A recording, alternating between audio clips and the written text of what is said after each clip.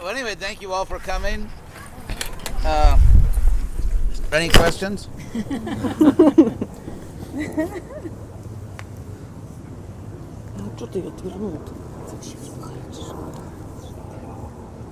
What is your latest? This is, by the way, this is the next Dalai Lama. It's a girl. Well, Dalai Lama. He said he would be a girl next time. Dalai Laminate. He said he would be born as a Western woman That was good. next time. What's that? Dalai Lama said he would be born as a Western woman next time. Really? Well, yeah, so here we Well, go. he's still here. alive. Yeah, he's still here. Oh, so any questions? Oh, What is your latest realization? this darshan may be monitored for quality assurance. What's that? The drone. The drone. GBC drone. What was yours? Does Krishna What West is your have a latest mission statement? Is realization? someone recording this? What? Krishna. That's the latest realization. What is it? My latest realization of Krishna. Well,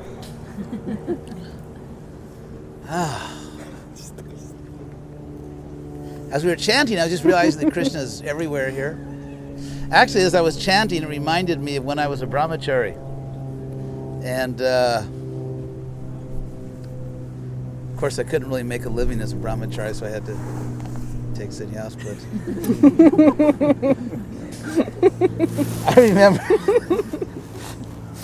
I remember when I joined the movement, we used to go out for hours and hours. Now, we didn't really have book distribution then. And so we would go out for like 10 hours a day doing Harinam. And somehow as we were chanting just now, I was just remembering those like hundreds and hundreds and hundreds of hours of just meditating on Krishna's name.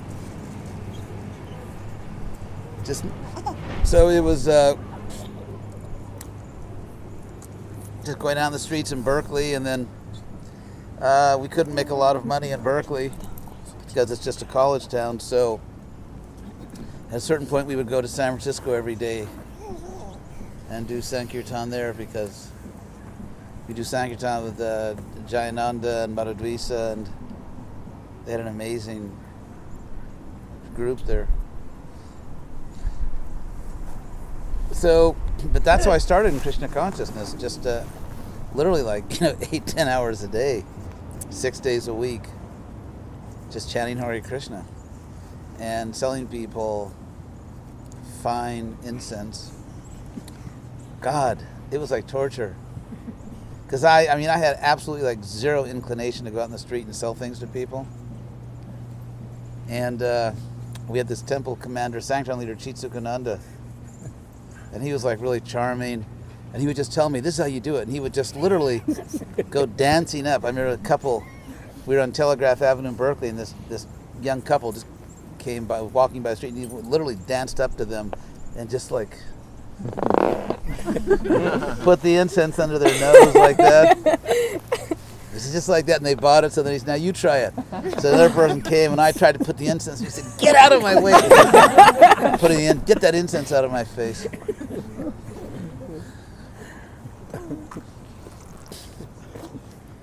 But we started that way. We started just chanting all day in the street, and it's interesting because they say purity is a force, but also strategy helps a lot. Like if you look at Prabhupada before he came to America, same Prabhupada, same pure devotee, and yet nothing happened. Prabhupada tried very hard to get his movement going in India, and it didn't work. So there's kind of like this popular mythology that if you're pure, nothing else matters. It's interesting because that idea that if you're just pure, you are the Dalai Lama or laminate. So it's that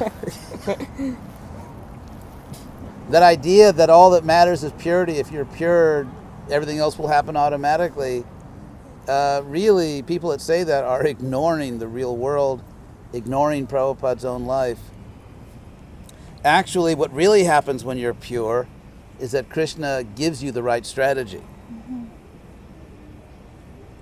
when you're pure, it's not that when you're pure you can just do anything. You can just lie down on the road with a sign on, you know, the Maha Mantra sign on you or something, and the world will come and surrender. It's not like that. But Prabhupada was pure, but even though Prabhupada was a pure devotee, it still didn't work in India. But because he was a pure devotee, Krishna gave him the right intelligence to change his strategy. So there's so many urban legends among us. I mean, you know, among devotees, like so many myths and legends that just do not correspond to what Prabhupada actually taught. I mean, I've talked to some of the most senior leaders in ISKCON that said, no, if you're pure, nothing else matters. And what about Prabhupada's life? Is that relevant? It reminds me that I'm writing another paper now. That's what I do. You know, what do old people with too much time, what do they do all day? They write papers attacking other people. And so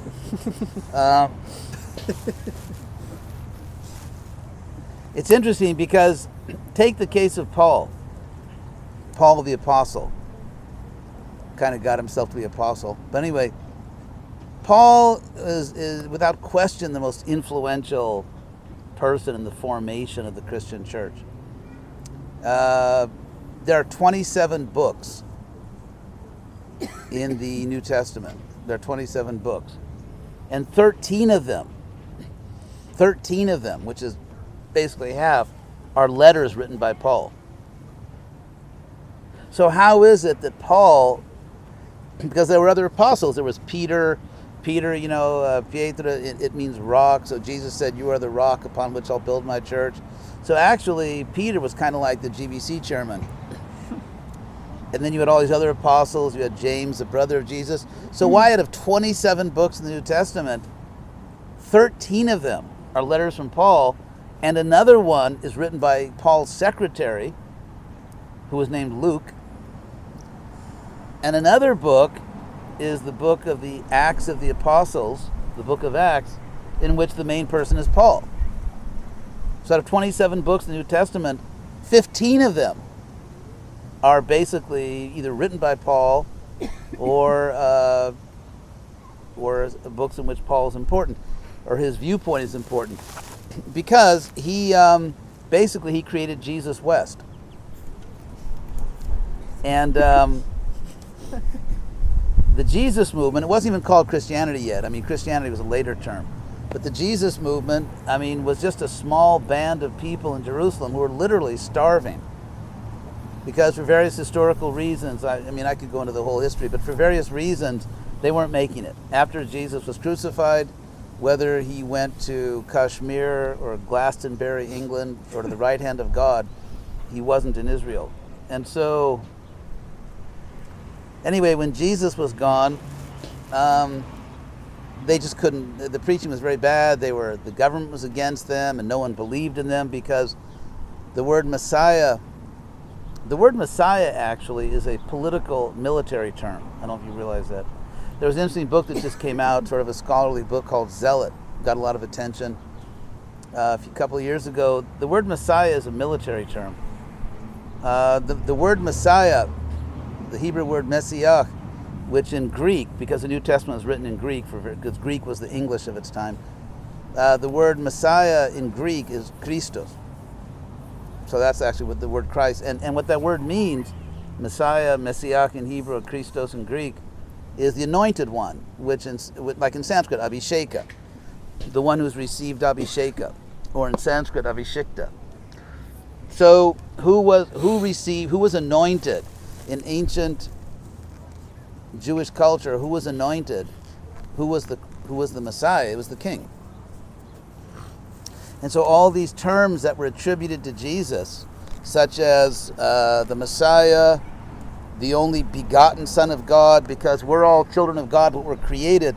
But this was a key point in early Christian theology. Jesus is not created. Goyish, a philosopher. Jesus was not created. He was begotten by God. So the idea of being the begotten Son of God is from the second Psalm of David. And that was a psalm that was read when a new king was put on the throne. So calling Jesus the begotten Son of God, not created but begotten, calling him the Messiah, and all these other things, they were actually political claims.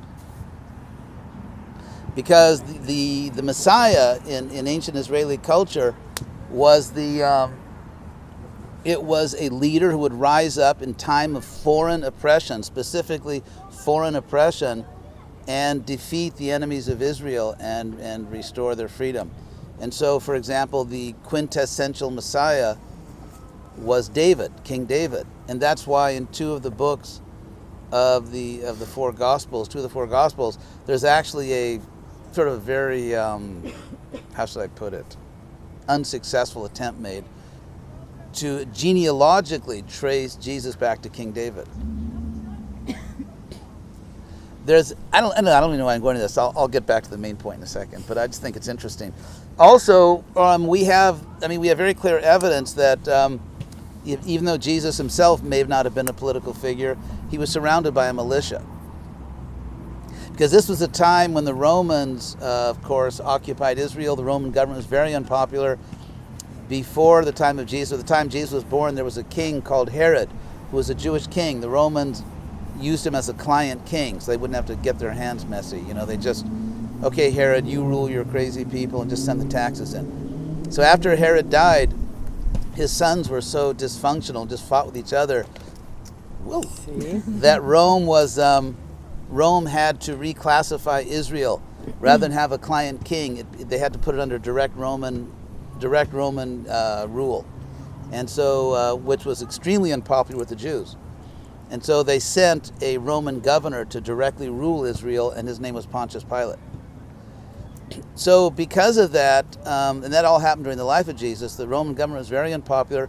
People were looking for a military figure who would rise up and defeat the Romans and basically restore Jewish freedom. Uh-oh. I'll finish this very quick, then I'll get to the point where I get to I want to get to the point where I get to criticize people that disagree with me. So, anyway, it's interesting. So, for example, everyone knows that Jesus was betrayed by Judas. And the form of that betrayal was that Judas took money from the Romans, and then he revealed to the Romans where Jesus was staying in Jerusalem and which one he was. That was the betrayal. But the obvious question is, why in the world would the Romans, who had spies everywhere, why would the Romans have to pay somebody to find out where Jesus lived when every day Jesus walked right into the middle of town, preached to thousands of people, and then walked back? It's not that he was like airlifted back to his ashram, or he had some kind of jet helicopter or a stealth, I don't know, skateboard or something. I mean, the point is, he just walked back to where he was living. He just walked back. And so why did the Romans have to pay someone to find out where he lived? The obvious answer is because he was surrounded by a paramilitary group and who didn't allow anyone to follow them.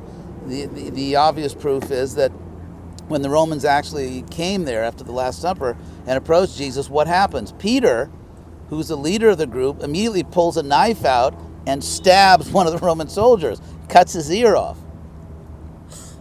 In other words, the people, the apostles, the people who were closest to Jesus were armed and dangerous and ready in a second to kill people. And these are the people that surrounded him. So,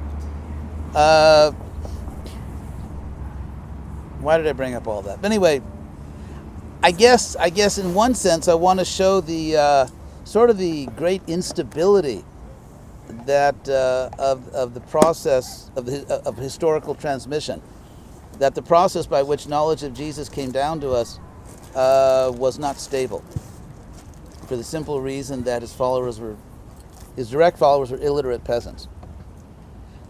Actually, that's in the Bible, in the book of Acts, that his direct people around him were illiterate peasants, so incapable of writing a book about him, which of course happened later. But the interesting point is that then along comes Paul. Paul is educated, unlike the other apostles, unlike the other followers. Paul is also a Roman citizen. not everyone in the Roman Empire was a citizen. To be a citizen was an honor, especially if you were actually not Italian. To be a Roman citizen meant you had special privileges and so on. So Paul was an educated Roman citizen, also a Jew. Now what's interesting is he writes all these letters to these communities. He's like spreading the movement all over the Roman Empire. And he was so influential, he basically took over the church.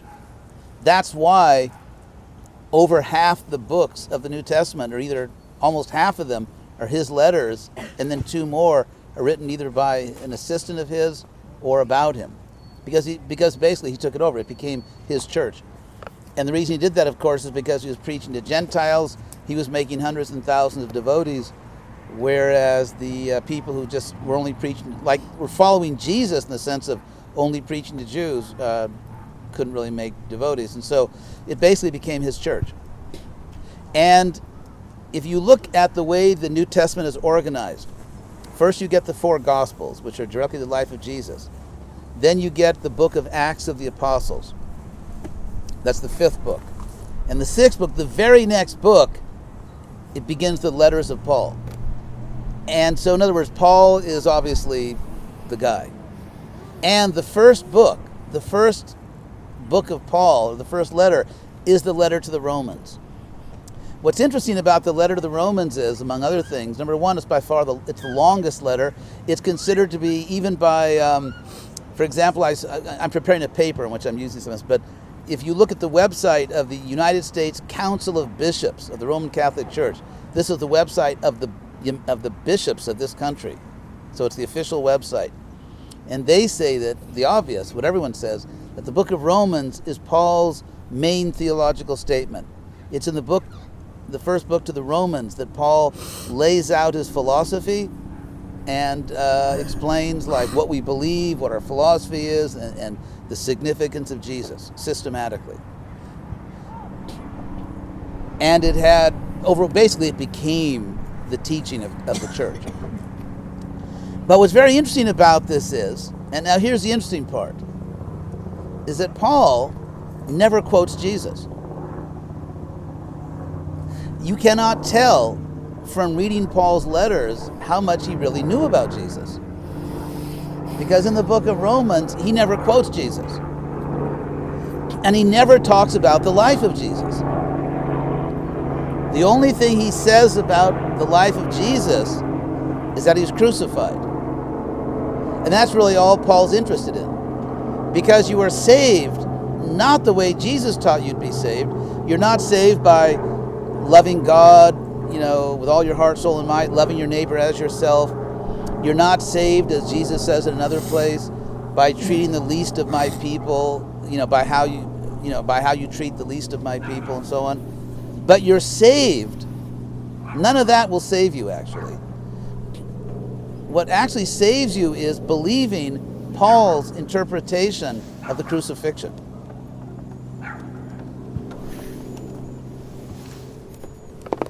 Oh, para taparle el sol. No quiero. ¿No? Estaba perturbando.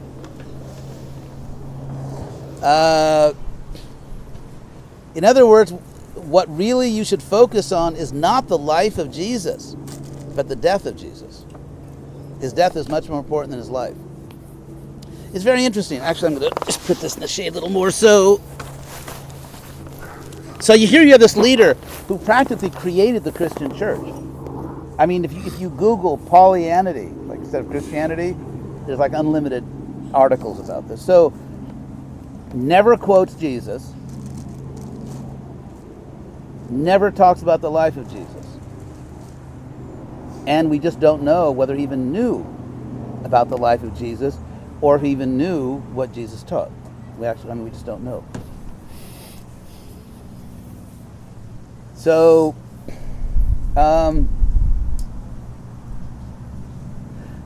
I guess the reason I was making this point, we could talk all day about these topics, but I think what's interesting here is that to what extent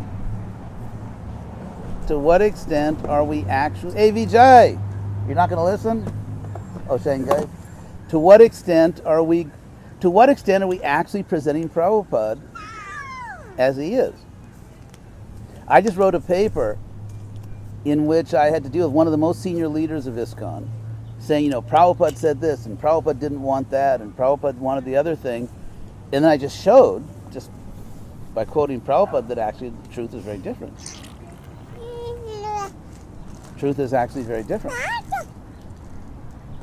So, one of the things I'm trying to do now in my own very non-controversial life, one of the things I'm trying to do is make sure that we really understand Prabhupada. It's very interesting because, like you study the history of religions, every new religious movement, like I said, in the first stage where you have a charismatic leader and all the authorities in that leader himself. I'm glad. She just said she wants to join Krishna West. You see? And that she will work for very little. So, because psychologically, when the leader physically leaves, there's a tendency, in the case of Buddha, in the case of Jesus, in the case of Prabhupada, there's a tendency to compensate for the loss of the leader's physical presence by mythologizing the leader. By mythologizing the leader and sort of, creating the leader that the new leaders think they need to keep everything going. Mm-hmm. And so we have this, in some circles, we have this ultra-conservative Prabhupada who is very deeply concerned about, how you dress, and very deeply concerned about what kind of food you eat, not only just vegetarian offered to Krishna, but, what recipes you use, and deeply concerned about all kinds of things. But then when you look at what Prabhupada actually said, it's very different. And that's what I showed in the paper I just put out. And there are more papers coming, actually. And so the real point is, it's not that automatic or easy. It's not that automatic or easy to preserve a sacred tradition and to make sure there's not mission drift, or to make sure you haven't really gone off a little bit. It's interesting because when I was a kid, I grew up in LA, so in the summer we'd go to Santa Monica every day to the beach. And, it's interesting because there was always kind of like a strong current. And so we'd go into the water, and I experience this every day. It was just a daily thing. You go into the water, and you would just sort of stay in the same place, catching waves. But after about 10 minutes, you were about, 50 yards away from where you left your towel. You were 50 yards down the beach. So there are historical currents. And if you just keep doing the same thing over and over again, you will actually drift away from the original mission. So, hey, are you? So again, it's this distinction which I keep trying to make over and over again, which is right there. Rupa Goswami teaches it, Prabhupada teaches it, the Bhagavatam teaches it, and yet somehow or other, it's not a concept in ISKCON, practically. It's just not a concept which is talked about, which is part of leadership. And that is a distinction between details, which are changeable, and basic principles. So, this movement is not automatically going to be successful. It's not automatically, it will in a sense, but not necessarily in your lifetime and not necessarily in this century. If we look at when Lord Chaitanya came down, he brought, Prabhupada is a liberated pure devotee. And Lord Chaitanya actually brought an army of pure devotees with him. Lord Chaitanya brought hundreds, if not thousands, of liberated pure devotees.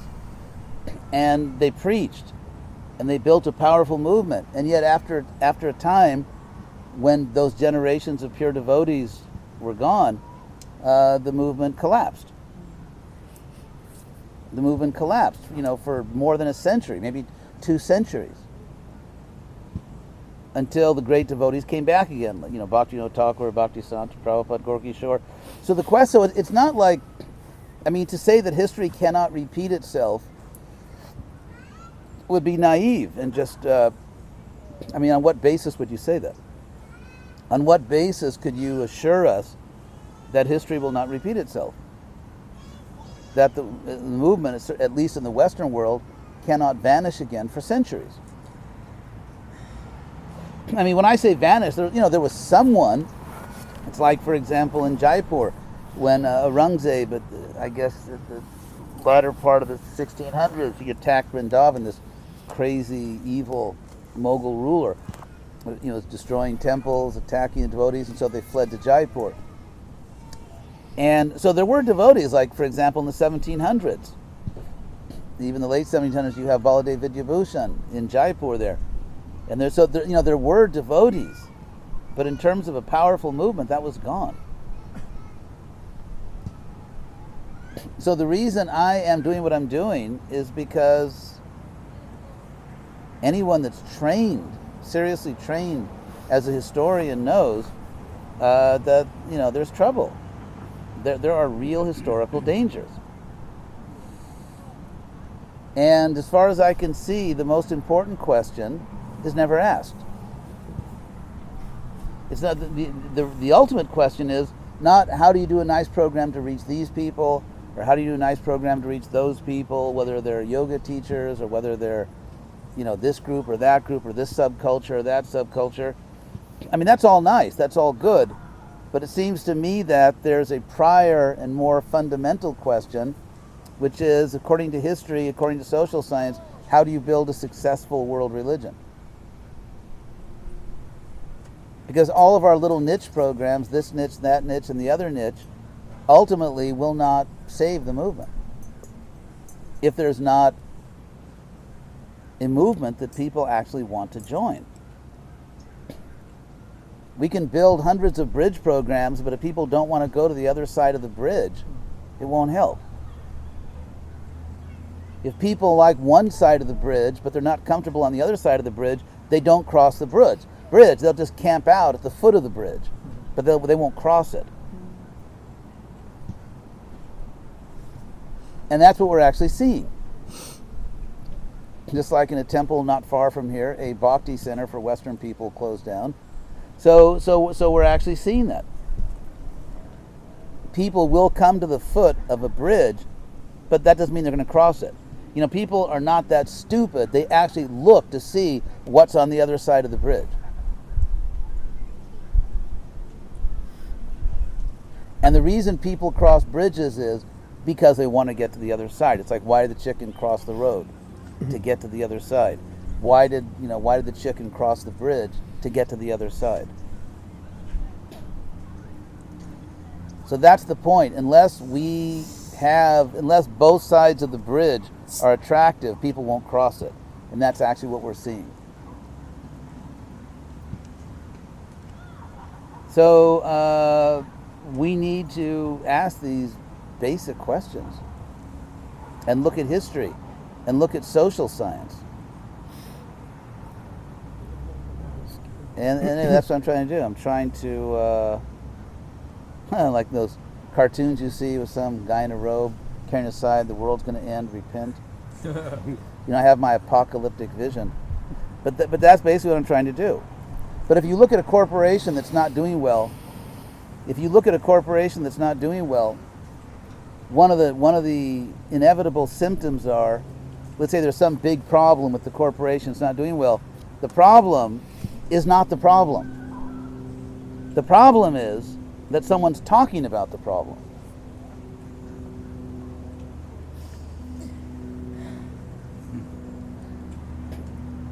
From the point of view of the people in the corporation, the problem is that someone's talking about it. Because if you don't talk about the problem, it doesn't exist. Yes. Can we take question now? Yeah, go ahead. Dale. One time, I just to give a little background on this. Tamal Krishna Maharaj was giving a lecture in Mayapur, and he was mentioning some kind of success. You know, we have distributed so many books, had so many temples and a few other things. And in his view, he was presenting was successful. But as I was listening, my question to you is well, I was thinking, we have, if it's a number of people to be successful, the Mormons have many thousands. And they're more The successful Jehovah's than we are. Witnesses, Yeah. they have, whenever I used to be at the airport, I will ask them, how many people are preachers going? He said, 60,000. So I'm thinking, okay, so now my question to you, what will be considered to be actually a success? That a religious organization is like successful? Will be the number of people? Will be the purity? Will be just the social? Well, it's both. It's all of that. Prabhupada cared about the numbers. We can't just be like, that's kind of like the loser's philosophy. Who cares about numbers? Numbers don't. Yeah, they do matter. In fact, in the Chaitanya Charitamrita, Prabhupada gave his numbers, his statistics, RBIs, home runs, slugging average. Anyway, baseball. But Prabhupada gave the numbers in the purport say that fools don't know how to recognize who is actually the empowered servant of Krishna. So yes, the numbers matter. Sustainable numbers. So why...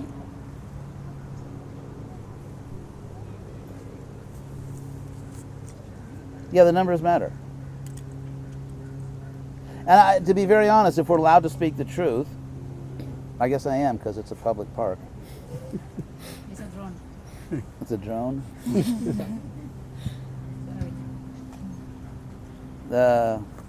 Watched by the Iskonic state. So, the point is that I think there are other groups that actually care more about people than we do. Just looking at it from outside, I think what happens is, in history moves dialectically. It goes, from one extreme to the other extreme, and then finally, maybe someday you get back to the middle. So what you find in ISKCON history is, in the early days of the movement, sort of like this artificial level of self-abnegation, self-denial, self-sacrifice at an artificial level, and then people reacted against that, and now ISKCON is just a movement where basically everyone, before anything else, thinks about themselves. And if you look at the Jehovah's Witnesses, whose philosophy is, I guess it goes to show that you don't need a good philosophy to grow, but if you look at that, or even the Mormons, just looking as an observer, it seems they're much more serious. They actually care a lot more about other people. And there's another point also. I think one of the reasons is not because devotees aren't good people or don't care or whatever, but I think one of the problems is that although it's not talked about and people probably may not even be aware of it, but I think basically the Hare Krishna movement in the Western world is demoralized. I think most devotees in the West have basically given up. We don't talk about it. People may not even think about it because it's obvious that whatever we're doing, it doesn't work. And, no matter how sincere you are, no matter how nicely you chant your japa, there's only so many years you can keep going on telling yourself something which your eyes are telling you is not really true. People can't just go on believing forever when they see that it doesn't really happen. Yes. I think there's a difference between being successful as a preaching mission and expanding, and any individual devotee's success in developing some attachment for Srila Prabhupada and Krishna. True. So someone can go on for 20 years and they may be discouraged that as a preaching mission we're not being successful on that level, but they may still feel enlivened personally that somehow or other they have received Krishna's grace and they're encouraged. I agree, but that's half of Krishna consciousness. But at least I'm just saying, because the statement seemed like you weren't. No, of course. I was also there. No, yeah, no. Of course, there are many sincere devotees movement. There are many very sincere devotees who are attached to Krishna. However, Prabhupada, what we see in Prabhupada's life is that he was relentless. He kept trying new things until he found something that worked. I mean, look at Prabhupada's life. Prabhupada went to Jhansi. Well, first, actually, as a householder, his plan was he would just make a lot of money and finance the preaching. And Krishna sabotaged that. He went bankrupt. Then Prabhupada went to Jhansi. And he saw that wasn't really working. So then he changed his plan. He went back to Delhi. And he started printing these little sheets, Back to Godhead, and giving them out. And then he just saw, this is not really going to do it. So then, based on someone's suggestion, he went to Vrindavan. He said, I'll write the Bhagavatams. And then he did the Bhagavatams. And when the Bhagavatams came out, it's not that he got the Bhagavatams and just the next day he was on the boat. When the Bhagavatams came out, he was going around giving out his books, preaching. We know that the Prime Minister of India, he got his picture taken with the Prime Minister of India, giving him some Bhagavatams.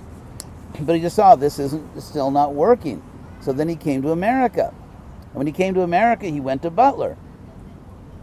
And in Butler,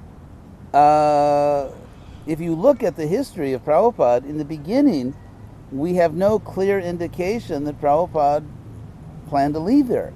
He just went to Butler and he started preaching. It's not like he went to Butler and he said immediately, okay, I'm not really going to stay here. That was the plan, to preach from Butler. And then after a while, he realized, oh my God, this is Butler, Pennsylvania. He realized what that meant in the context of America. He was always thinking of going to New York, so it appeared like he was actually going to... But he could have gone to New York at any time. At a certain point, he actually went. At a certain point, he actually went. I mean, he definitely, at a certain point, he was preaching in Butler. That's what he was doing. He was living there and he was preaching. And it was, I think, for months. Not that he just stopped there, kind of had a few good meals and went off to New York. And then when he got to New York, he got a loft and he tried that and that didn't work. And then he started going to the Dr. Mishra programs. And again, if you read the biography, Prabhupada would say, okay, that he was trying that. That was the plan. Let's see if I can work with Dr. Mishra. And then that didn't work. And then, so if you look at Prabhupada, he's constantly innovating. When do you see in the life of Prabhupada, especially once he really starts to manifest himself as a sannyasi, when do you see in the life of Prabhupada that something's not working, so he just keeps doing it for 30 more years? Can anyone give me an example of that from Prabhupada's life? I mean, I can give you an example of that, from the life of ISKCON. But can you give me an example where Prabhupada's doing something, it's just not working, and he just keeps doing it for 30 years? I don't see that in Prabhupada's life.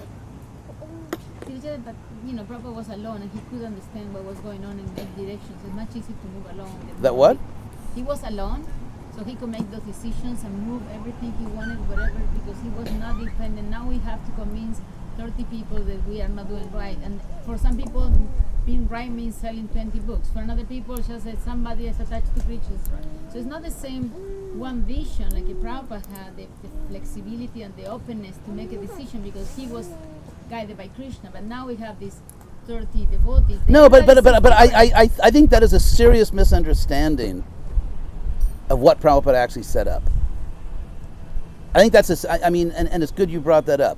Because if you read Prabhupada's will, what Prabhupada's own language in his last will and testament, the first point, the GVC, governing body committee, shall be the ultimate managing authority for ISKCON. Managers.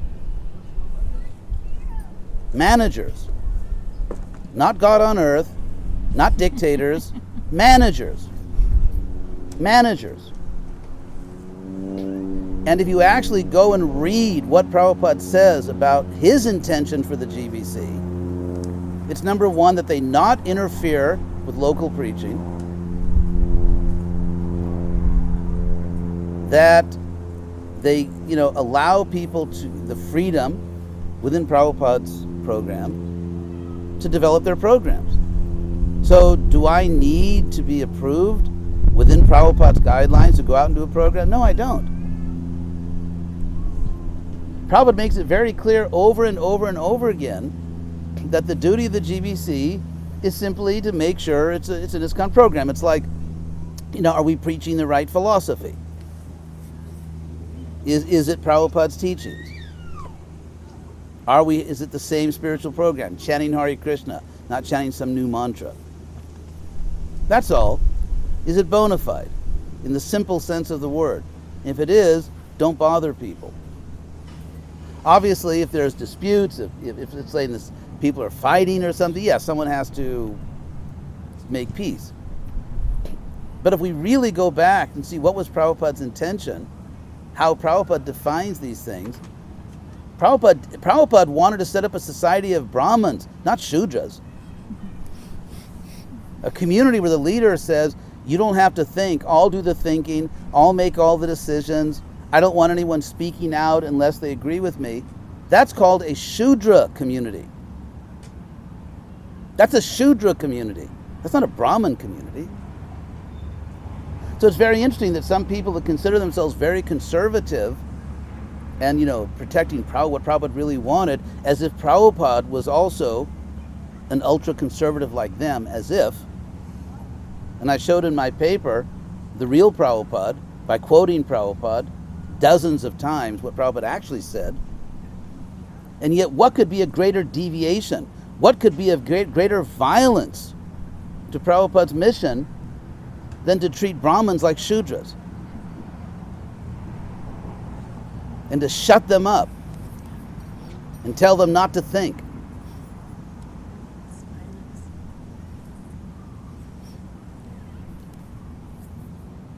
So, if no one speaks out,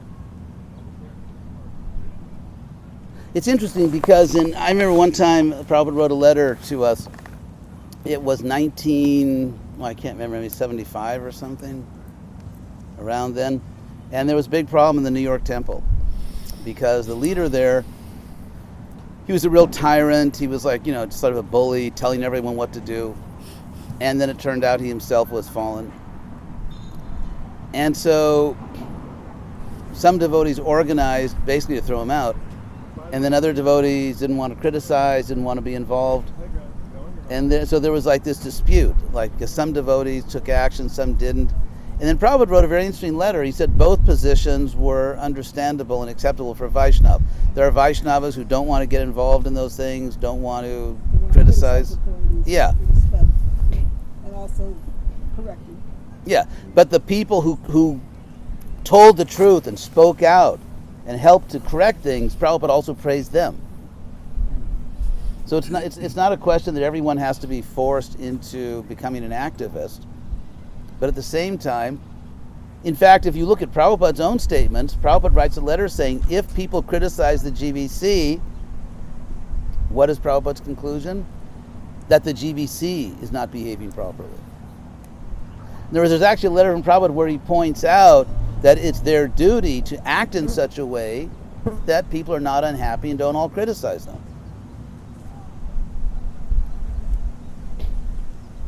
So Prabhupada did not come to America and start ISKCON to form a Shudra society where a few leaders do all the thinking and no one else is allowed to think or voice their view. I mean, obviously it has to be done within Prabhupada's boundaries. And if no one does it, I mean, how can we, obviously power corrupts. Obviously power corrupts, whether it's inside or outside the Hare Krishna movement. Because we're human beings, we're conditioned souls. It's like when you joined the movement, did you suddenly, the day you moved into a Hare Krishna temple, become completely detached from eating? You had no attraction to the opposite sex, you had nothing, you didn't care at all whether people respected you or not? I mean, obviously not. We are conditioned souls. We are working toward purification. So the basic impurity of a conditioned soul is wanting to lord it over other people. And if I get a big position in the Hare Krishna movement, am I really a Paramahansa pure devotee that I have no propensity to lord it over other people? I in no way exploit my position just to push other people around? And that's why what ISKCON actually needs is a constitutional government. That is Vedic culture. Vedic culture was not absolute monarchy. In Vedic culture, the king didn't do whatever he wanted. It was a constitutional monarchy that's very clear in the Shastra. The king had to act according to Dharma. The word Dharma in Sanskrit also means law. That's the main Sanskrit word for law, Dharma. And so to say that the king had to be Dharma Raja meant he had to follow the law. And this was actually a key point if you look at European history, because you had, if you look at earlier European history, I mean, think of the Magna Carta, where the king was, in Latin, primus inter pares, the first among equals, where you had all these nobles in a country, whether it was England or France or whatever, and then the most powerful noble became the king, but there were other nobles that ruled their own land. And then at a certain point, for various historical reasons, let's say in the 1600s, you had this rise of absolute monarchy, people like Louis XIV. You know, where some ambassadors came to see build Versailles. And so some ambassadors came and they asked him, what's the form of government in your country? And they said the state. You know, how you know, what kind of state do you have? L'État in France. And in famous, he said, L'État, c'est moi. The state, it's me. And so you have this absolute monarchy, which of course produced the French Revolution. And a restoration for some time of constitutional monarchy. In fact, Napoleon, even though Napoleon was kind of a little too theatrical, crowning himself and everything, but actually Napoleon, despite all of his eccentric behavior, was actually spreading the ideals of the French Revolution in some ways, because one of the main principles was constitutional government. There has to be a set of objective rules and laws that apply to everybody. You may be a king, you may be a president, a prime minister, you may be a taxi driver, but there is the law. In fact, that's one of the main principles of modern civilized society. The rule of law, not the rule of the whims of individuals. You know, whatever whim an individual has, that's the law. No, the rule of law, objective, fair law. So if you're a devotee in ISKCON, you know, whoever you are, you have a right to justice. People can't just, do things to you. They have to show good reason. They have to give you a chance to defend yourself. The rule of law, justice. It's the nature of a civilized society. And actually, we don't have it yet. This is not a criticism because ISKCON's a new movement. But we have not yet reached the point of having a fully civilized society.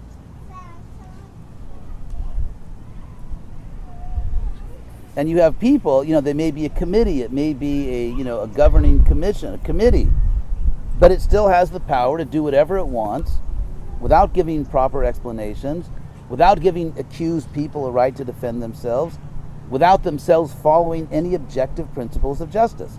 They can simply do what they want. And that, in my view, is an imitation of Prabhupada. Because when Prabhupada was here, he just did what he wanted. But he's a pure devotee. We're not. We know who we are. So, I see that ISKCON has to move forward, and this will actually strengthen the GBC, because as I was pointing out, just like every action Newton says produces an equal and opposite reaction, think of a pendulum. The more you pull the pendulum to this side, the more it goes to the other side. So tyranny, ultimately, is not a sustainable form of government. Because when you have tyranny, it produces its opposite, which is anarchy.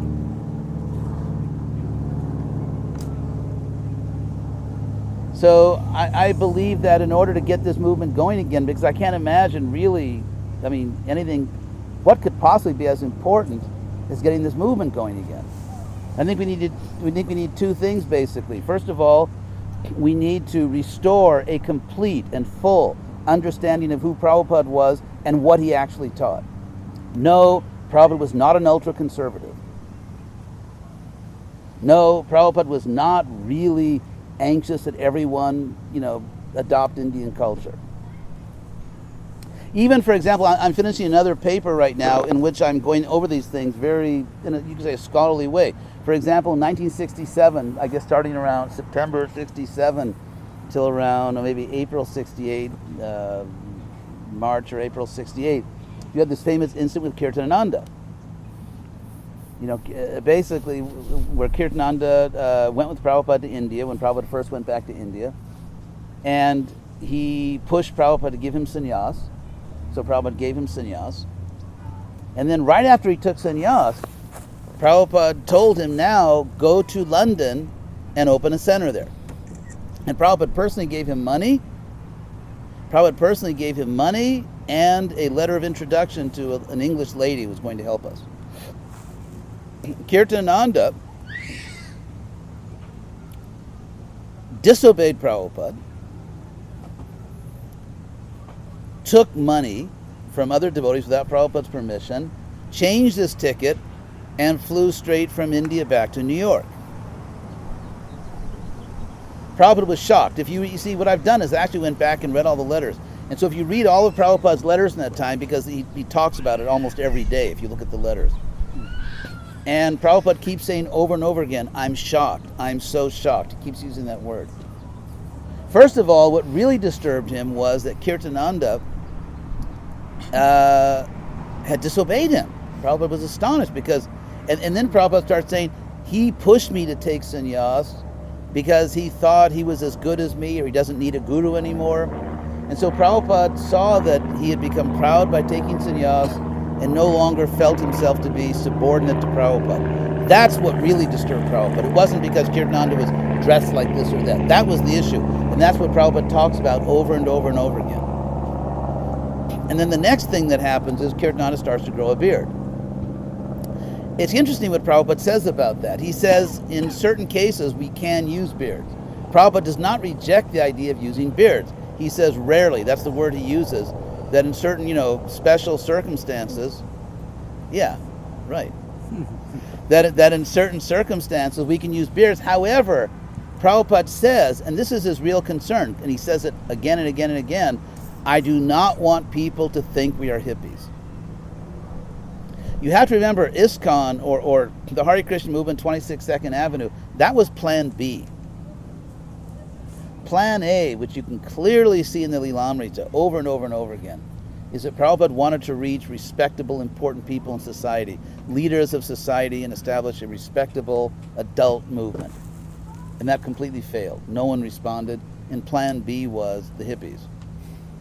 And so Prabhupada says over and over again that you shouldn't use a beard, you have to be clean shaven, not because it's Vedic, not because it's Vaishnava, but because I don't want people thinking we're hippies. We have to distinguish ourselves from the hippies. And then if you read Prabhupada's letters, then Kirtananda's deviation begins to pick up steam. And then he starts to do two things. Number one, is this my water? Or it is? He rejects Indian clothes and starts using Western clothes, although somewhat eccentric American clothes. Not dressed like a gentleman, just kind of like Zorro or something, without the mask. And then he starts preaching Mayavad philosophy. He actually starts preaching impersonalism. And so it's very interesting how Prabhupada responds to these two new... Prabhupada says, for example, in the temple, wear robes. But then every time Prabhupada says wear robes, immediately afterward he says, but actually, if you want to wear Western dress, I have no objection. So on the on the issue of Kirtananda wearing, saying no, we need to wear Western dress to attract Western people. First of all, this is 1967 and 68, in the middle of the hippie movement, in the middle of the counterculture, when everyone loved Indian things and the movement was growing like crazy. Unlike now, totally different from now. But even then, every time Prabhupada says you should wear robes, he always says right after that, but it's really okay if you want to wear Western clothes. That's not what Prabhupada's really concerned about. What he's really concerned about is that Kirtananda is preaching Mayavad philosophy. He's preaching impersonalism. For example, You know what he's preaching because Prabhupada is refuting his arguments in his letters. He's preaching that we shouldn't chant names of God because God's not personal. It's just the universal self, and therefore we should just like make vibrations, like some kind of mystic vibrations. And so he actually is preaching not to chant the Maha Mantra, because those are personal names of God, and ultimately God doesn't have a personal identity. And so that was what was going on. That's what was going on. But it's interesting because the way it's filtered down to conservatives in ISKCON is, oh, Kirtananda took sannyas and then he put on Western clothes, and that was the whole problem. That was the least of it. That was almost the trivial part of it. The issue was he disobeyed Prabhupada directly, and Prabhupada says over and over and over again, he thinks he's better than me. He thinks he's now the guru, not me. And Prabhupada says this repeatedly. He disobeys Prabhupada, he thinks he's now the guru, and he's preaching impersonalism. And that's what the problem was. But it's interesting because, you know, one of the unfortunate consequences of the fact that years ago we preached to everyone to drop out of college and join the movement is that there's this very heavy amateurism in ISKCON. In the sense that you don't have to check your facts, you don't have to really do any scholarship, you don't really have to know what you're talking about. If you're a high manager, then you know everything. What's that? Sorry. Okay. Because it's interesting because Krishna gives the highest knowledge in Bhagavad Gita. So if you know the Bhagavad Gita, you know everything, and therefore you are qualified to give authoritative opinions on any subject, even subjects in which you are entirely ignorant.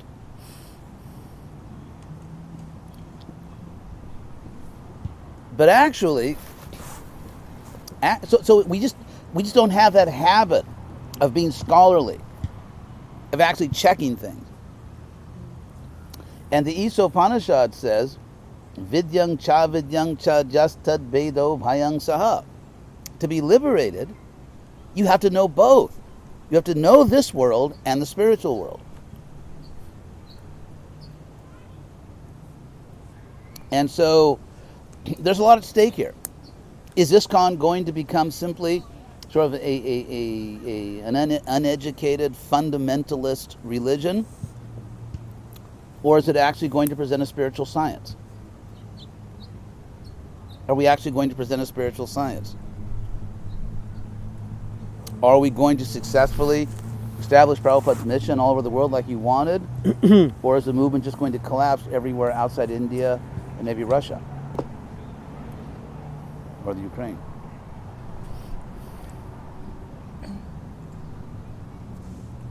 Yes. I have a question about precedent for a sustained, spiritually alive spiritual movement. Is there one? She said, is there a good question? Is there a precedent for a sustained, spiritually alive movement? Yeah, I mean, after Lord Chaitanya came, it went on for quite some time. Well, we can learn from history. We can learn from, I mean, it's like a garden. It's not that we weeded the garden once and for all. There's no once and for all weeding. You have to constantly go back to your garden. So I think, periodically, ISKCON has to, clean itself up. But in this movement, I don't think we've really developed a tradition of self-criticism. Because you have this somewhat unholy merger of managers also having like high spiritual positions, and therefore you have this extremely dangerous culture in which it's offensive to criticize management. It's happening in the real world too. Yeah. I mean, it's happening in corporations all the time, and The ones that fail. well, yeah. Yeah, so it's a very dangerous combination where you sacralize management. So if you criticize management, you're committing Vaishnava aparad. It just feels very macho. Yeah, yeah. Extremely dangerous. It can only lead to bad management. It can only lead to bad administration. There's no other possible outcome when you make management sacred, and in any way to criticize management is to commit offenses against Vaishnavas. It's game over. I mean, you're going to basically have it, develop a dysfunctional society. But that happens all the time, don't you think? I mean, it happened even with your disciples. I mean, how many of your disciples would want to come and say, I disagree with you? In the sense that it happens naturally. You respect somebody, you don't want to disagree, you don't want to be in the wrong place. You don't want In my own life, I don't pressure anyone to work with. Yeah, as a principle that. Yeah, I know that, but I know in my own life, for decades, what I did 20, 30 years ago, God only knows.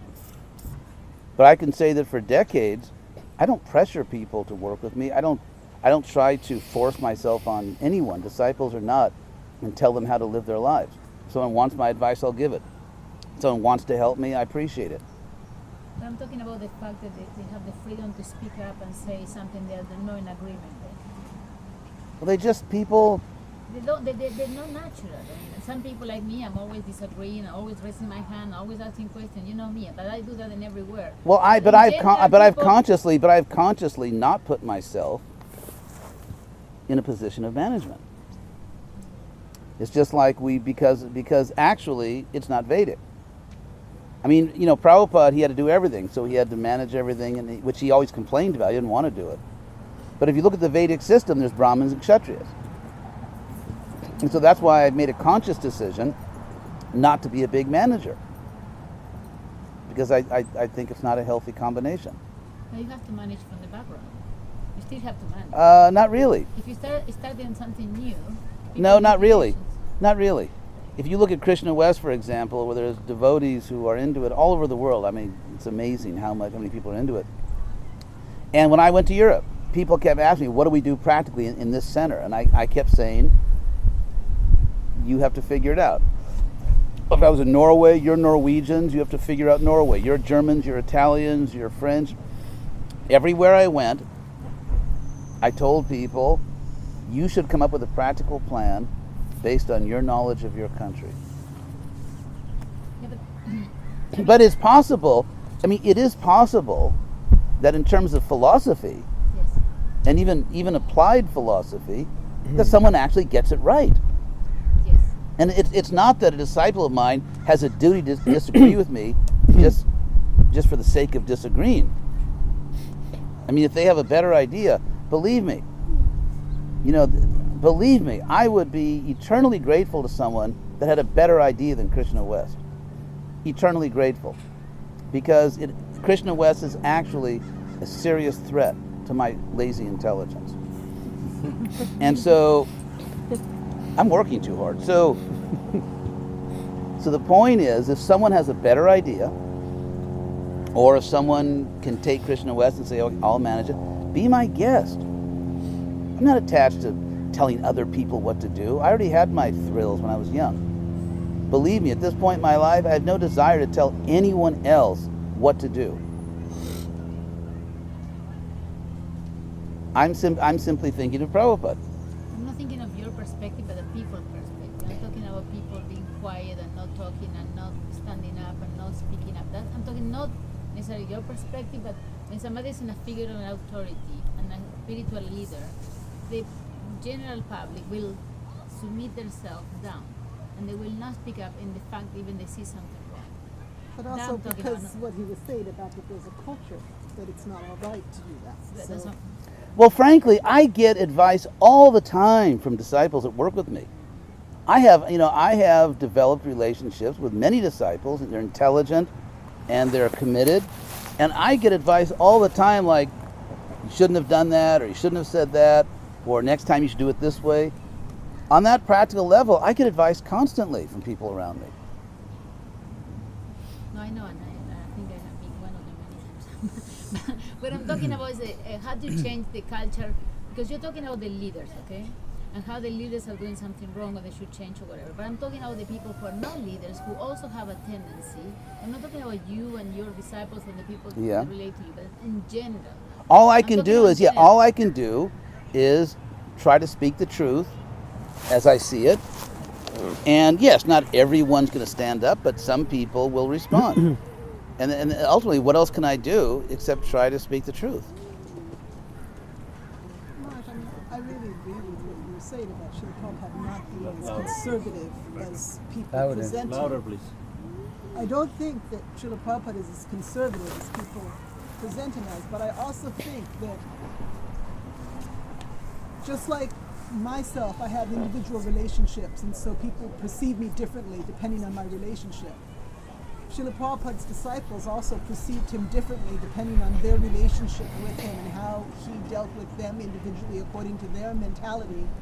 And then what to speak of the second generation devotees who didn't have the same experience of Srila Prabhupada but still developed relationship through their own realization and service and reading. And so, I mean, within the society, one of the biggest problems I see, I think it's really important for you to speak out about how you understand Srila Prabhupada, but I think I wish that there was more tolerance in general everywhere to recognize that someone may be taking the position they're having based on their realization and relationship also, so that there's some more kind of willingness to allow that Prabhupada built a house for everyone, and True. depending on their angle of vision, True. there's a space for them. You know? True. I appreciate your point. I'll just add this. Okay. That unfortunately, I am the last member of ISKCON trained by Prabhupada, active preaching, leading. The last one in ISKCON who was trained by Prabhupada as a Western GBC. And so, of course, ultimately, we're not going to go and spray paint people's dhotis or tear their dhotis off, acts of Krishna West vandalism, rip people's dhotis off in public on Harinam or something, like sort of PETA. But what I'm doing is, I'm not, the points that I make, the papers I write or the talks I give, I'm not saying because I'm a guru, because I'm a sannyasi, because blah blah blah. I'm trying to persuade people. I'm not arguing on the basis that because I have this position, therefore you have to accept what I say. I'm trying to persuade people. And if I feel, as I do, that certain modes of presentation, public presentation, are seriously damaging our image and our ability to grow this movement, I feel it's my duty to say it. Yeah, and of course some of these things are very much sacred cows. Yes, Sachi, I'm sorry. Are both of you at the same time? Yes. So Maharaj, in the early 70s, he was speaking about the deviation of Kirtananda Maharaj. Someone else came to mind, almost being like the first Krishna West, and Siddha Swarup. Oh, good you mentioned that, because I'm also dealing with him in my paper. Yeah, so I was thinking that one of the main issues was he couldn't get along with his brothers. He had a different view, a way to deal, his view to spread Krishna consciousness, and I was picturing this totally Krishna West. Yeah. So please, I'll explain about that. How many of you have heard of Siddha Sarupananda? Oh, you'll be pleased to know that. Anyway, he was a young guy from Hawaii named Chris Butler, a charismatic teacher, spiritual teacher. And then he became Sai, S-A-I, took on the name Sai. Anyway, he became a follower of Prabhupada. He understood Prabhupada's greatness. And he was already a guru. This is a young guy. He was our age. He was in his early 20s. I'm still very young. Where's race? Do not contradict. So, he actually joined ISKCON, and he brought all his disciples. Must have, I don't know, 100 or 70, or I don't know what the number was. And they all joined ISKCON, and they became initiated by Prabhupada. He became initiated by Prabhupada as Siddha Swarupananda. I think Prabhupada also gave him sannyas. And his followers who joined, many of them are very well-known ISKCON devotees. I mean, they went all over America mostly, I guess, maybe some other places, and they did a lot of valuable service. So that was in 1970, I think, when he came. Now, the problem was, there were two problems. Number one, I mean, obviously he had his own ideas. He very much favored, well, I can't say Krishna West, that would be anachronistic, because he thought of it long before I did. But he very much favored that Western style preaching. And that's what he did, not all the Indian stuff. But also, I mean, obviously he was used to having his own thing. And also, unfortunately, the GBCs he worked under in Hawaii were really burnt him out. And it's not just his fault, because he worked under some really bad GBC representatives. Threatened him, and they were just like, and he just, he wasn't going to be bullied. And so, if you look at all of Prabhupada's letters, I've recently just gone over it, even before Prabhupada passed away, there was already some tension, and he was already seriously thinking like he had to separate himself again. He couldn't. In fact, there's a famous conversation where he comes into Prabhupada's room and says, I can't be in ISKCON. So for a while, for a couple of years it worked out, but then after a while he was thinking, I can't do this, I can't be in ISKCON, because he really couldn't stand the GBCs. And the GBC, again, in fairness to him, the GBCs he worked with were kind of intolerable. They were really trying to push him around and bully him, and so Prabhupada, so it was an issue. There's that famous exchange where he said, I accept you, Prabhupada, but not ISKCON. And Prabhupada said, that's not possible because I'm a member of ISKCON. And then he said, okay, well, I accept ISKCON, but not the GBC. And then Prabhupada was saying, but that's our system. But then, so to make a long story short, when Prabhupada passed away, and Siddha Swarup wasn't named one of the Fab 11, as I call them, the new gurus, he just, he broke with ISKCON. But also because I think one of the leaders, GBC, who's not in ISKCON now, or he was, I think he threatened Swarup. And so they also developed back then, they started developing this culture of, I don't know if you call it paranoia, because you could say it's rational, but for example, I remember, I think in 1978 maybe, when we were at the Vrindavan Mayapur festival, and the Guru system was starting, or maybe, I can't remember whether it was 77 when Prabhupada was still there, but it was one of those years. And I went, we were all in the Vrindavan guest house. There was nowhere else to stay back then. It was just, you could either stay in the Vrindavan guest house or in the Vrindavan guest house. So I had my room, and I just went down the hall a few rooms where his room was. I thought I'll go, because I got along with him all right, because I was friendly and I wasn't trying to lord it over him, and so he had no problem with me. So I went down, but it was interesting to get into his room, and this is just one of the rooms in the Vrindavan guest house, just these rooms with a door, but I had to go through like 2 or 3 layers of security. Like you'd knock on the, first of all, there was someone outside the door like, what do you want, Maharaj? And then I just come and say hello to, Siddha Swarup. And so he said, all right, wait a second. So then he goes and talks to the next guard, and I was passed to the next level. And then they had curtains, like by the door, there were curtains, like you had to be, you had to go through these different, and this is just like a little guest room in Vrindavan. Finally I got into his room. And then we just talked, but he was, but it's interesting because then he did leave ISKCON, and I think because of the way he'd been treated by certain bad GBCs, and also because I think the most obvious thing was that the people he preached to would be attracted to ISKCON, because like if you're attracted to Siddha Swarup's little program, there's this huge international Hare Krishna movement. So therefore, I think for his own, what he thought were pragmatic reasons, they began to really demonize ISKCON, and it really became this culture of seeing ISKCON as this movement which was dangerous. First of all, dangerous because people in ISKCON were capable of committing acts of violence, maybe murder, against Siddha Swarup himself or his followers.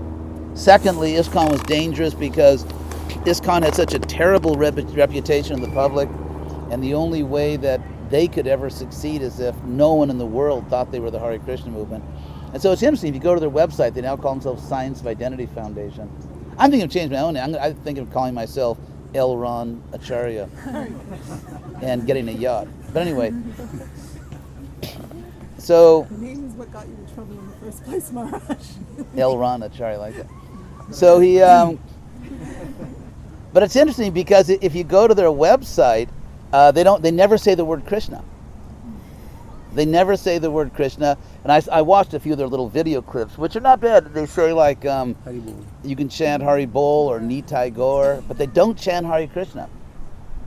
Because they're just so, and secretive. It's like no one knows where Siddhaswarupa is, where he lives. No one has access. It just became like this real, I mean, there's a little touch of paranoia in it, all of it. But they've done well. I mean, they made a lot more devotees than ISKCON Hawaii. A lot more. Because they use this Western approach, and they're actually much more successful. They have a chain of natural food stores, so they're actually much more successful in Western preaching than ISKCON Hawaii. What? Tulsi Gabbard, Yeah, the congresswoman. Yeah, she was one of the disciples. Although she's being a diplomatic politician, keeps peace with all the devotee groups. She's like open and rational, but what I mean to say is. So here's the conclusion. Oh, but also, I guess also ISKCON. I'm writing this in a paper. That's why it's in my mind. I think he saw that ISKCON threatened them in three ways. Number one, it was actually a physical threat, which I think after these sort of bad GBCs left ISKCON, which they did, that was just a fiction. Just a kind of, it's a typical thing where a dictator tells people, there's a danger out there. There's a danger out there. Don't go outside. And so ISKCON was kind of really, it was always like the bad, the villain was always ISKCON. So ISKCON was a physical threat. ISKCON's terrible reputation was a threat to their reputation.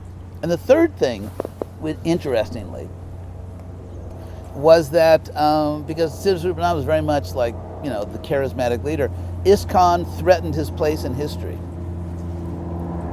And the reason I mention this is because about, I don't know how many years ago, it's 2015, maybe 10 years ago, I can't remember. I'm too ecstatic to remember all these things, but I got this letter, which was sent to all the GBC, and I was on the GBC then. And it was from Siddhaswarupananda, a letter to all of us, and on his letterhead, those are the days when people actually sent like mail, like paper mail. And so on his letterhead, it said, Jagat Guru Paramahansa, Siddhaswarupananda, Maharaj, Swami, etc., etc. I thought this was like, it was kind of amusing to me because even Prabhupada, on his letterhead, on his own letterhead, would only say A.C. Bhaktivedanta Swami. So your letterhead is what you're calling yourself. It's not what other people are calling you. It's what you call yourself. So in his letterhead, even though Prabhupada, insisted it was a major point, he was Prabhupada, but it wasn't on his letterhead. And he didn't sign his name that way. It was something that we had to call him, like when we published his books. But he wouldn't, and so on Prabhupada's letterhead, it would say A.C. Bhaktivedanta Swami, and then he would sign his name that way. But Siddhaswarupa on his own letterhead put Jagat Guru Paramahansa. So clearly he was, crowned himself. And anyway, it was this letter that went on for pages, basically attacking us, the GBCs, for our malicious lie that Prabhupada wanted certain people to be gurus. And there was no evidence. There was no historical evidence. There was nothing you could call, in the serious sense of the word, an argument. Like in terms of scholarship, in terms of historiography, there was nothing that you could call an argument. He was just sort of declaring that, we'd done this terrible thing, and then we should repent and rectify this grave mistake. And so it's obvious in that letter he sent us that he was deeply concerned about his place in history. And so Islam was also a threat in that sense. So a physical threat, a threat to their public image, and a threat to his place in history. And so for all these reasons, they sort of systematically put ISKCON down. And so ISKCON devotees aren't allowed to go there. They're just like, they're the villains in the story. But so I've been compared to Siddharupananda. But the interesting thing is they actually preach very well. If you look at their preaching, as far as it goes, they don't preach about Krishna Leela, 'cause they don't preach about Krishna, at least not to the public, because then people might think we're the Hare Krishna movement. But they preach, you're not your body, and happiness comes by service, not by sense gratification. And they actually preach very well. So as far as they go, they're really very faithful to Prabhupada's teachings. And they do it well. They have intelligent people, and they actually preach well. But it just, it just gets kind of decapitated at a certain point, so that they're not confused with the Hare Krishna movement. But what's interesting here's the real point. If you look at Kirtanananda, if you look at Siddharupananda, if you look at Paul the Apostle, it's among devotees there's all this amateurism. Oh, that's, you're like the Christians, or you're like Kirtananda, you're like this or that. And the people who are making these accusations just know very little about the actual history. One good thing about going to college, one good thing about it is that you actually get trained to think logically and to give evidence for what you say. So I think probably the most valuable thing about, and Jennifer, you can confirm what I say, otherwise don't say anything. That is that, many people, it's often been said, the most valuable thing about an academic program, especially like a doctoral program, is not just the information you get, because anyone could just read it in a book. But what's really valuable is that you learn intellectual discipline. You learn intellectual discipline. I mean, Gandhini, she's actually a celebrated scholar. Smile, Gandhini. Thank you. So, and so you learn that you can't just say something. You have to give evidence for. And Arya also got her PhD a few years ago. Arya, smile, right there, from Australia. Came all the way from. Came the farthest distance to attend this august August, November celebration. So, but you learn intellectual discipline. You can't just say something. And so if you say you're like Kirtananda, you're like Siddha Sarup, you're like,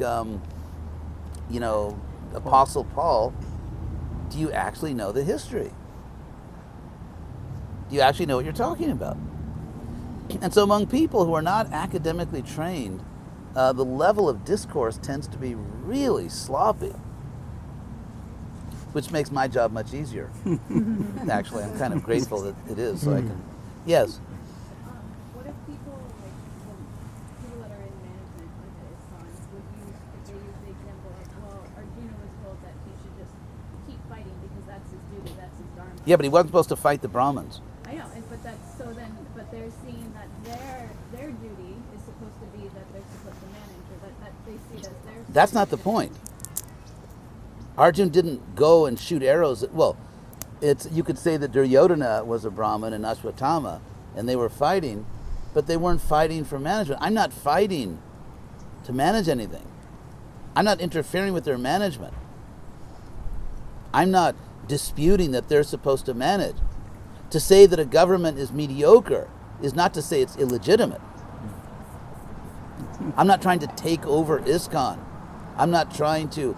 In fact, when I traveled around Europe and other countries, I made the point over and over and over again that I don't want to even know anything about the local management. I'm not interested. I'm not telling you what to do on a practical level. No one left their service because of me. I didn't tell any temple you should change the way the temple works. I very strictly, very chastely, very conscientiously kept myself separate from management. And rather what I explained is history, philosophy, social science, and I absolutely did not interfere with management. So your example would be like, like Arjuna saying, wait a second, leaving the battlefield, riding his chariot 20 miles down the road to a Brahmin ashram and shooting some of the Brahmins with his arrows.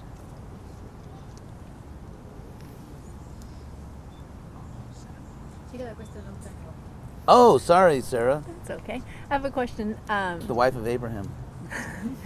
But this is not my question, but Siddha Swarup on Sundays, they do on Ocean Avenue, they do a little chanting thing, free mantra meditation. And What do they sometimes chant? I join them, they chant like Gaur Nitai, and they always give me like weird looks because I think they know I'm. Yeah, if you're just a member of ISKCON, you're like the enemy. Yeah. But my question, you said we need to become a recognized world religion. So I'm just wondering historically what makes something cross over from like cult or, fringe to become a historical religious movement. Because like Jehovah's Witness has the organization and the numbers, but they're not philosophically accepted as, a world religion. So do we need to get like to the scholars? They're not. Well, I don't think there's any such thing as being philosophically accepted. I mean, the world doesn't care about philosophy, basically. But there's no your point, there's no scholarly presentation that can be made. Yeah, like most people think it's For like. what? For Jehovah's Witnesses. No, but that's not. I mean, there's no scholarly presentation to be made for the Southern Baptists. I mean, it's. But it's. I think what has to be done is. Of course, it's ultimately the power is in the spiritual, it's in the holy name and the Bhagavad Gita, Prabhupada's teachings. But so I would say something which is necessary but not sufficient is that we cannot be perceived by most people in the society as being crazy, weird, strange, comical. We just can't be perceived that way. You cannot keep your. Basically, ISKCON has built a high wall of separation between ourselves and society, because in the beginning days of the movement we were neophytes. We were frightened by the material world. So culturally, ISKCON built this high wall of separation.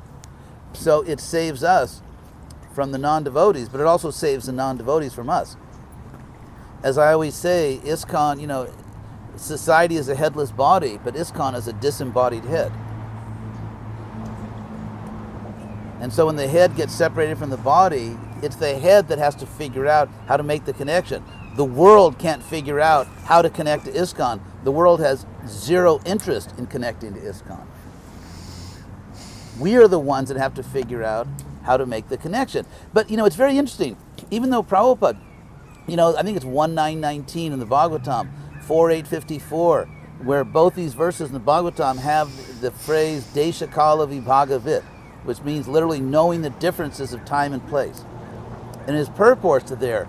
And other, like Madhya Lila, chapter 23, verse 105, Prabhupada emphasizes again and again, you have to adapt, you have to adjust, you have to do what is convenient. He keeps using this word convenient, what is comfortable, what is convenient for the Western people. And yet we have this conservative image, this macho Prabhupada that, this is the way we dress, this is the way we cook. If you don't like it, say hello to Yamaraj. You little carmy bastard. It's just, you've got this macho Prabhupada that, won't lift a finger to save anyone. I don't learn anything. I don't adjust anything.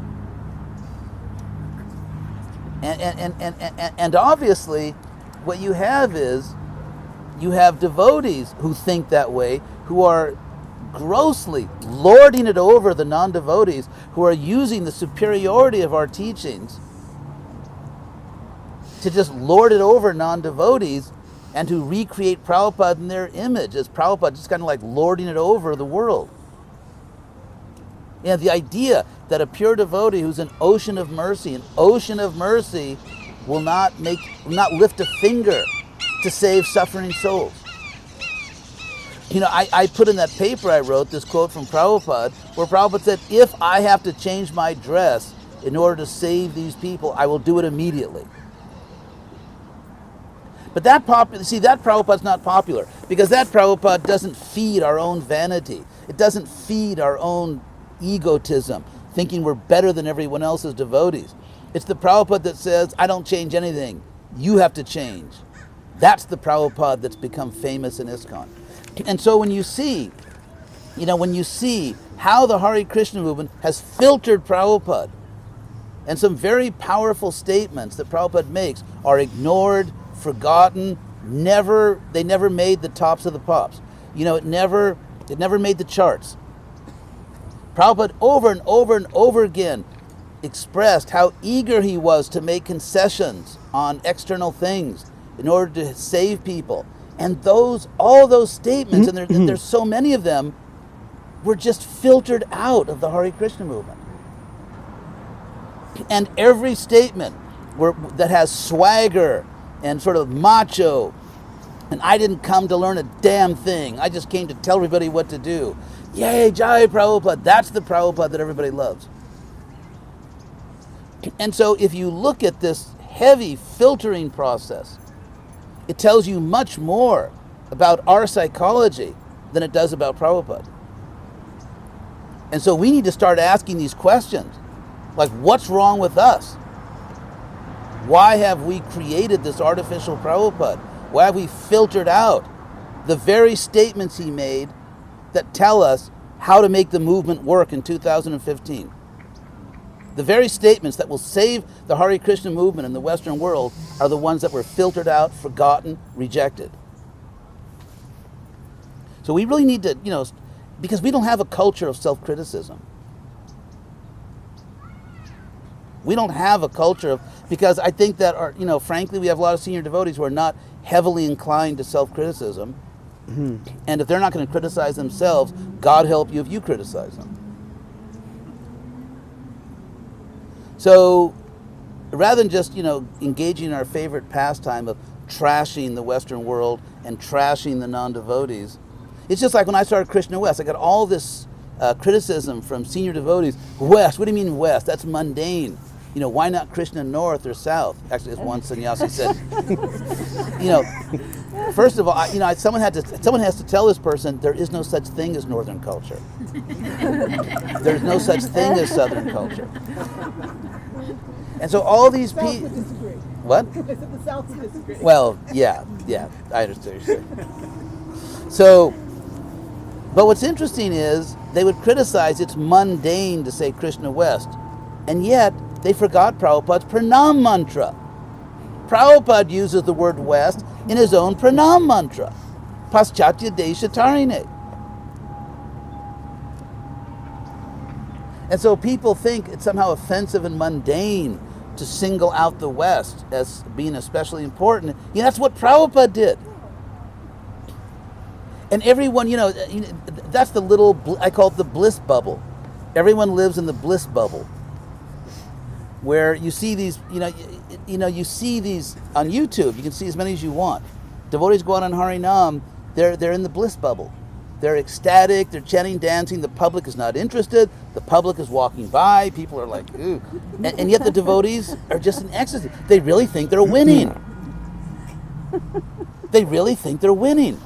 And the reason they think they're winning is because of one of the major philosophical mistakes in the Hare Krishna movement, which is the exaggerated importance given to Agyata Sukriti, unknown good deed.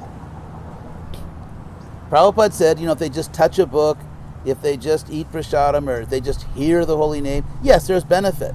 Is there enough benefit to make the movement work? It seems there isn't. What about Bhagavad Gita 17:28? Ashadaya hutam tattam tapastaptam, it's a tongue twister. Tapastaptam kritang chajat asarit yuchate partha nachatad neha nachatat praitya noiha. Any religious activity which is performed without faith does not give much result in this life or the next. How can you believe in something you don't know? I mean, think about that.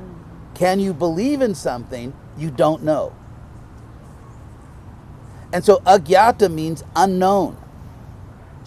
How much benefit? Rupa Goswami says in the Upadeshamrita that if you think the results of bhakti yoga, niyamagraha, are automatic and mechanical, that will destroy your devotion.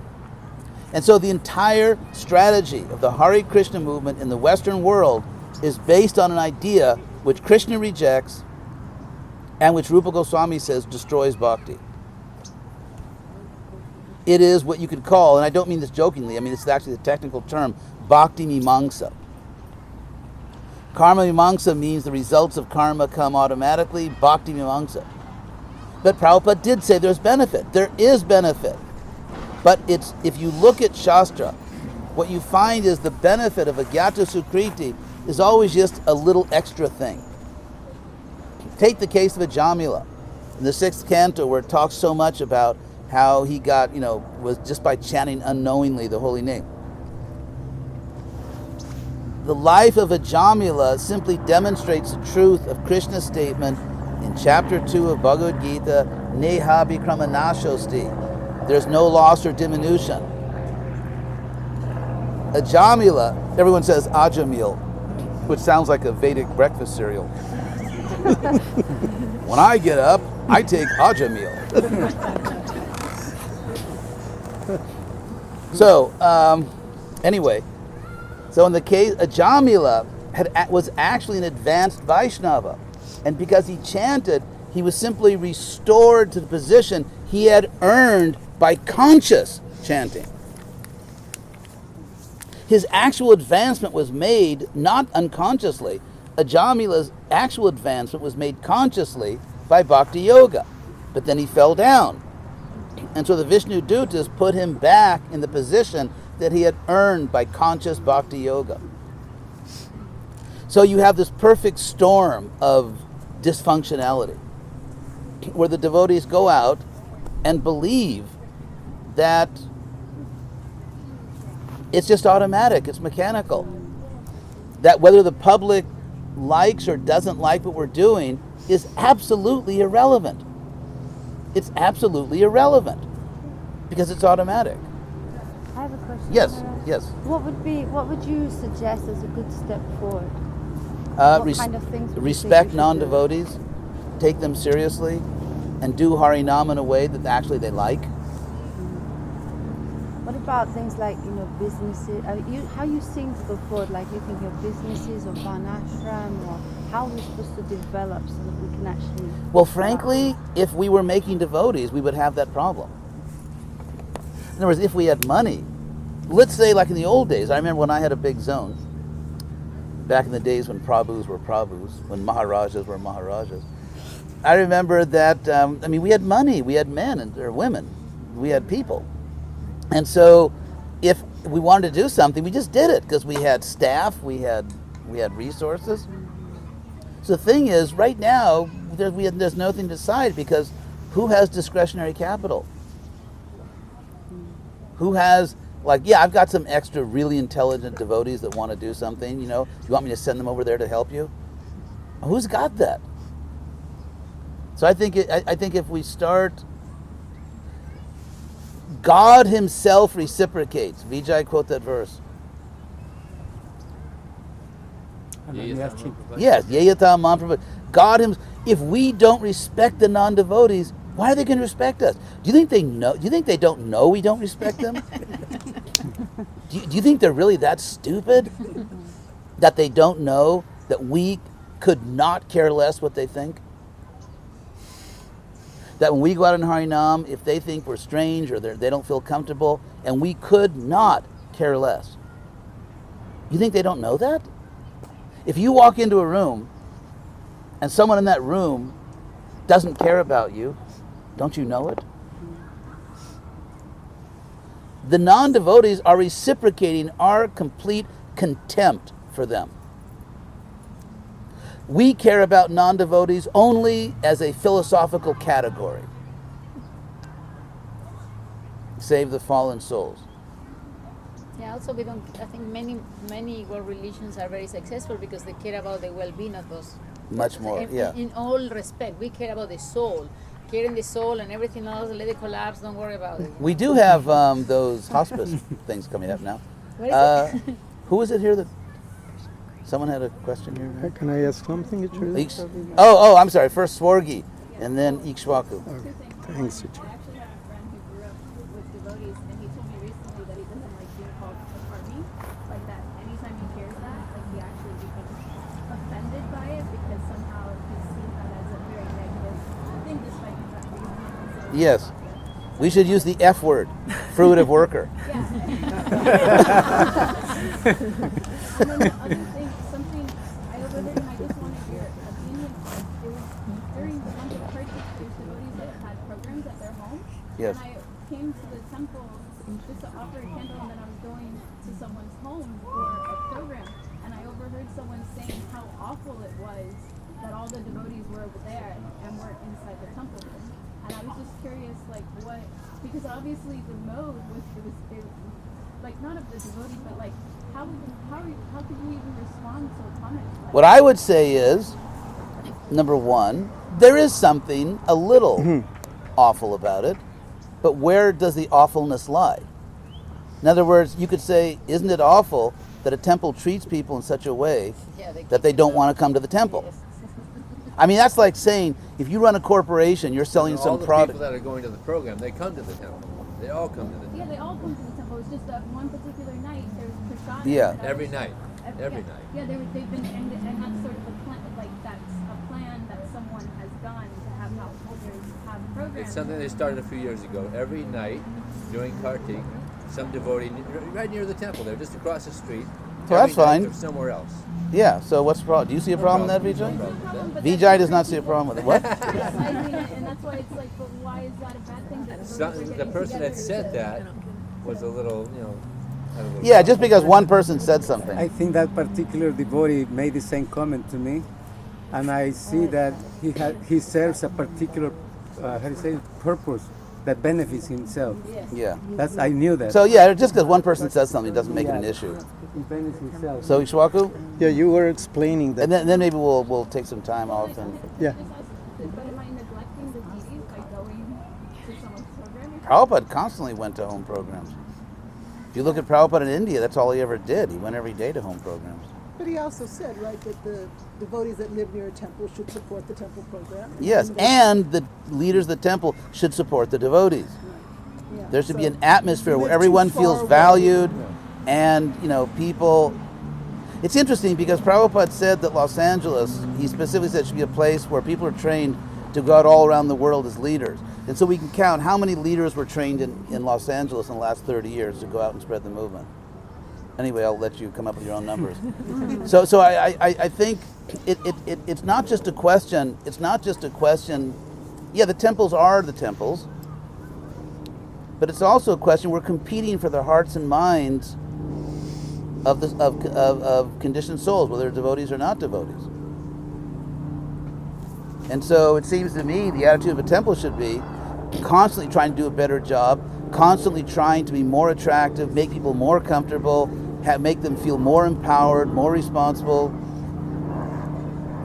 You see what I mean? It has to be a reciprocal thing. You were explaining that when Prabhupada came, plan A was to preach to intelligent, cultural people. Yes. And plan B was what happened. So that I was wondering, why is that if Srila Prabhupada is the pure instrument, Krishna's pure instrument, why didn't Krishna sanction to... Because the circumstances matter. Maybe you can repeat He said the if question. Prabhupada came to reach leading people, or he wanted to reach leading people, important people, what happened with Krishna?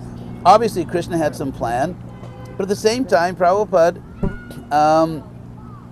as he often said, was in a foreign country. For example, Prabhupada wrote letters to the great foundations, Ford Foundation, Carnegie Foundation, saying that you should give support, you should support us because we're teaching about God. But if you read the statutes of all these corporations, one of the first points is they do not give money to religious organizations. And so actually when Prabhupada came here, his goal was to attract intelligent people in these Western countries who understood their countries and who could then figure out a way to bring those people. So Prabhupada said like a moon, looking for the moon. So not just stars. So it's our responsibility. It's our responsibility, those of us who live in this country. Prabhupada never, it's interesting. I always had this romantic idea that Prabhupada really was living in New York, he was living in America. But even if you listen to his lectures, even if you listen to Prabhupada's lectures in 1966, Prabhupada would often say in New York, I live in Vrindavan, my home is in Vrindavan, I'm visiting your country. So Prabhupada basically came to America, went to England, went to all these countries, France, Germany, whatever, trying to find intelligent, qualified people who could save their country. For example, I developed the movement in Brazil, and it was very successful by Krishna's arrangement. But there's no way in the world I'm ever going to understand Brazil the way intelligent Brazilians do, or Ixhuacus from Mexico. And so, he's very successful. He's in León, Mexico. And I can't, it's just not, at a certain age, I'm not going to spend years of my life, watching all the, reruns of Mexican TV shows and, Mexican movies and really understand the culture and, watch like the last 20 years of Mexican commercials to see what the cultural assumptions are. So this image of Prabhupada as someone who is materially infallible, who knew everything, Prabhupada thought it was a stupid idea. Devotee kept asking Prabhupada about some material thing. Prabhupada said, how do I know? I'm not God. Prabhupada was asked directly, does a pure devotee know everything? And Prabhupada said, that's ridiculous. It's only Krishna. So the point is that it is our responsibility to find a way to make this movement work in this country or in your country. That's our responsibility. But to do that, we have to have a culture in ISKCON where thinking is not the fifth sinful activity.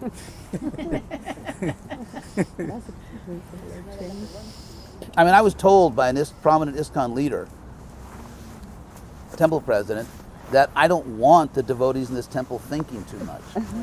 I just want them to work. In other words, he wanted Shudras, not Brahmins. Yes. Well, in the short term, you get everyone cooperating seemingly with that strategy, and in the long term, it never there's grows. No culture of respect where you can actually create that house I was talking about, that Prabhupada. And it never grows. There's room for everybody to have. And not everyone can suck up to that for very long, It doesn't grow. No, It doesn't grow. It never grows. Anyway, thank you all very much for allowing me to harass you on these points. Ultimately, the whole point is just saving this planet and fulfilling. We chant Paschatya Deshatarni. Did anyone but me notice that it didn't happen? What didn't happen? Saving the Western countries. No, I know. She wants to start a Green West. Krishna Green. Yeah, Krishna Green. It's our duty to Prabhupada, it's our duty to the world, it's our duty to other souls to, we all have to work together to find a way to get this movement going. We need a relevant, powerful, Western Hare Krishna movement. And everything else, frankly, is less important. Obviously, take care of your health. You should be physically healthy, mentally, intellectually, spiritually healthy. Our first duty is to be healthy, as I hope your mother taught you. But apart from being healthy, our duty is to make this movement work. And everything else is really kind of trivial. If you see the big picture. So thank you all very much. Thank you.